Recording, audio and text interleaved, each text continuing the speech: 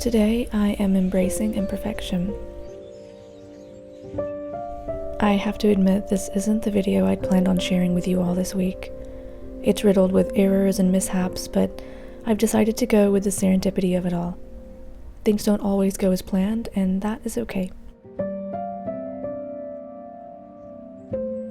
We have barely a month of winter left, and my soul is feeling restless for the start of spring, for warmer days and wild hedges.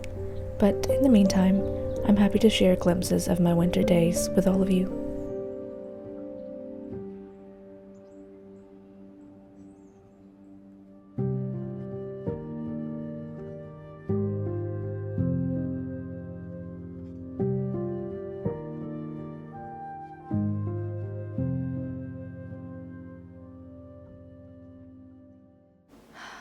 So, I'm not sure what happened, but the day after I made my pine honey, I come home from work that night and I see that I guess the jar is broken because there's a pool of honey on the table underneath the jar, and maybe there was some pre-existing cracks in the jar, maybe there were air bubbles in the mixture because I didn't stir it enough. But in any case, I have transferred the mixture to a larger jar just behind me, and all I need to do now is top it off with more honey because I don't want any of the raw needles poking out at the top. I want it to be completely covered.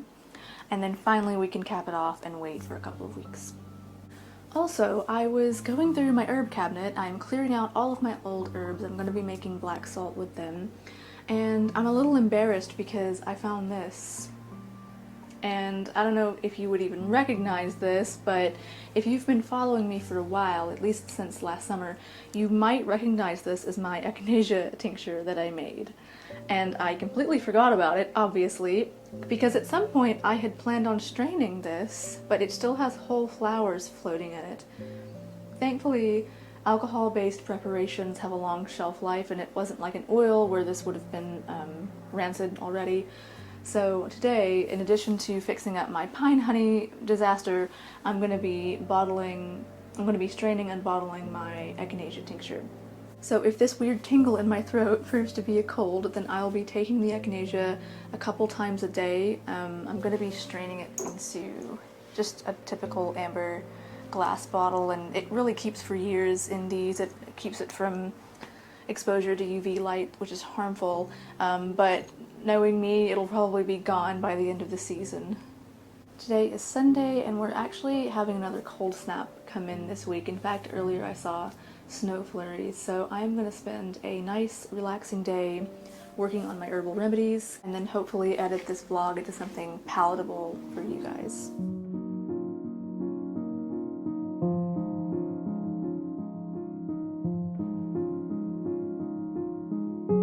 So this is definitely not going the way I hoped.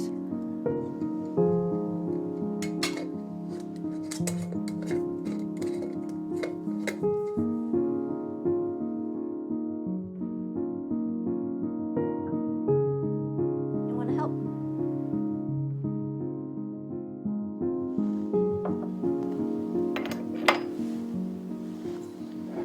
So clearly this is not as beautiful as the original flower, but it's very dark, very saturated. This means that it's full of potent medicine, and I'm just ready to get it done so it can be of some use. That's why we do these things. We don't make our beautiful remedies just to sit in the cabinet. They're meant to be taken.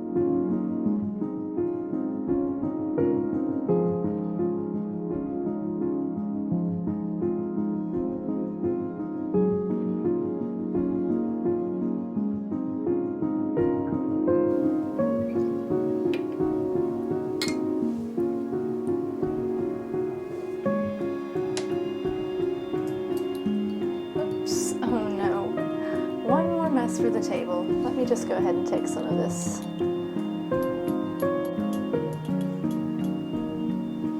And just one more aspect of why I love herbal remedies so much is opening up my cabinet. It's cold outside, we're still in the middle of winter, but I have these beautiful colors and textures, and it just makes me happy.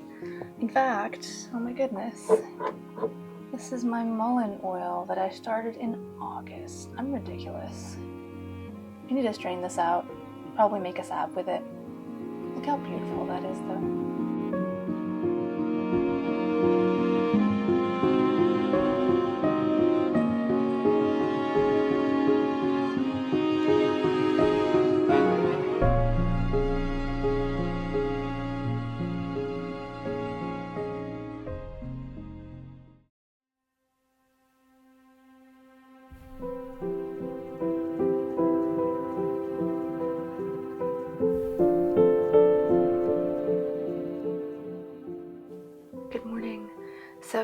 As you can see, we have been blessed by a second snowfall this season.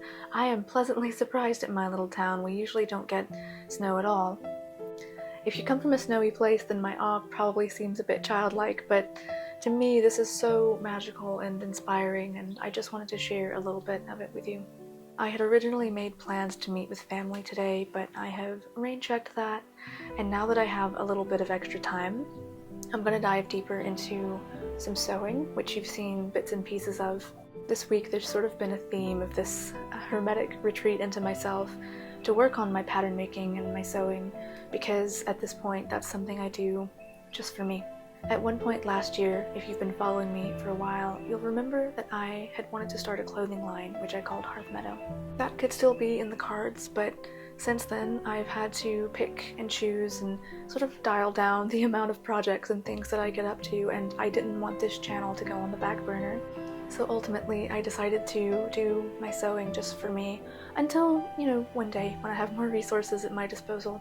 If you're an artist or if you create things or stuff, then you're probably very familiar with the question, can you make this for me? And oh, do you sell that?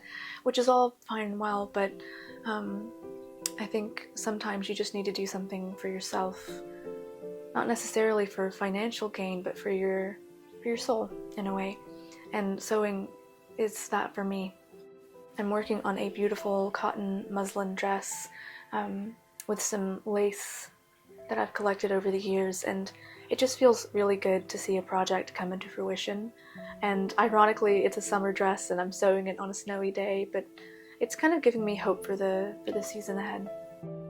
I just wanted to share a little bit of this beautiful, peaceful morning with you guys, so I'm gonna get started on my sewing now, and wherever you are, I hope you have a lovely day. I'll talk to you soon.